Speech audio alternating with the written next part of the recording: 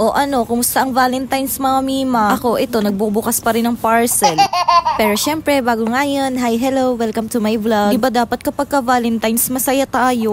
Bakit kaya tuwing sasapit tong araw na to, talaga nga naman napakalungkot ko. Kulang lang talaga siguro ako sa kain, kaya nga hito't gagawa na nga muna ako ng pipino. Ito ko nga lang sa tindahan yan binili, at lalagyan ko nga lang yan ng suka. Naalala ko nga nung bata pa ako, mahilig nang gumawa yung mama ko ng ganito pero hindi nga ako kumakain. Dito na lang din talaga ako nahilig sa mga gulay, nung nag-asawa na nga ako. Tapos nung nagka-ref nga kami ng Papa J, natuto na nga akong gumawa ng ganitong pipino. Kaya naman dati kapag ka nag-grocery nga kami, hindi nga nawawala sa amin tong pipino. Nalaylo nga lang kami dito, syempre nung nagsawa na nga kami. Tapos ayan, pagtapos ko ang kainin niya mag-isa, sinimulan ko na nga itong gawain ko dahil anong oras na nga rin ito. Magsasaing nga muna ako para sa hapunan at 5 takal nga lang yung sasaingin ko. Palagi din kasi talaga akong napapanisa ng kanin kapag ka marami nga yung sinasaing ko. Dati kasi ginagawa ko kapag ka magsasaing nga ako sa gabi, dinadamay ko na nga rin yung para sa pang-umagahan namin. Para nga kahit papano, tipid nga sa kuryente. Yun nga lang, hindi namin nauubos kaya nga napapanis lang. Kaya nga ang ginagawa ko ngayon, isaktuhan na nga lang din yung sinasaing ko. Dahil ate, ang mahal na ng bigas ngayon.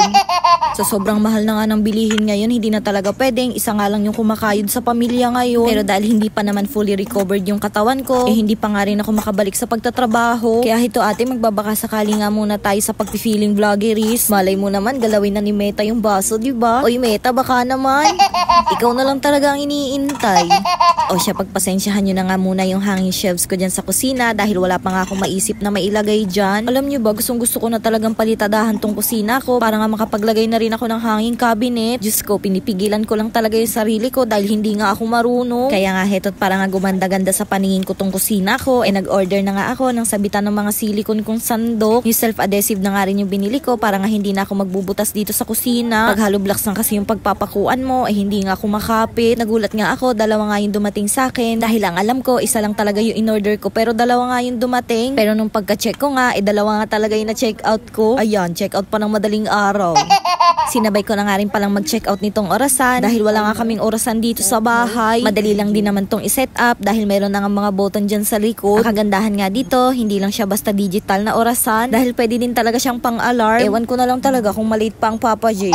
Tapos umiilaw nga rin yan kaya nga kahit madilim makikita mo nga yung oras. Marami ka na nga rin pagpipilian ng alarm tone dito. Kaya naman masasabi ko talagang small but terrible to. Dahil ate, pwede mo rin siyang gamiting timer kapag ka nagluluto ka nga. Ayan, at pagkatapos ko nga i-set up yung cute kong orasan, sinunod ko namang ayusin itong sabitan ko ng mga silicone na sandok. Dahil ate, wala na talagang paglagyan yung mga sandok ko. Hindi kasi siya kasya sa platuhan ko. Kaya nga napacheck out na rin talaga ako nito para nga organize na yung mga sandok ko. Madali lang din naman ilagay yung mga hook dahil isusuot mo lang naman yan dyan sa butas. Ang kagandahan nga sa hook na to, hindi mo nga lang siya sa dingding maididikit dahil pwede mo rin siyang ilagay sa ilalim nga ng hanging shelves mo or kaya sa hanging cabinet mo. Goods na goods nga rin yung adhesive niya dahil super dikit nga. Medyo may kabigatan din kasi yung mga sandok ko pero nakakaya niya ate. Tapos adjustable pa nga yung mga hook kaya nga perfect na perfect din talaga sa kusina. O kung gusto nyo rin ng mga ganyan, ilalagay ko na lang yung link sa comment section or sa yellow basket. Oops, teka lang. Kapag kami nakita kayong ad sa dulo ng video na to, baka naman pwede mag ng skip. Wala akong 30 seconds yan mga mi. Salamat!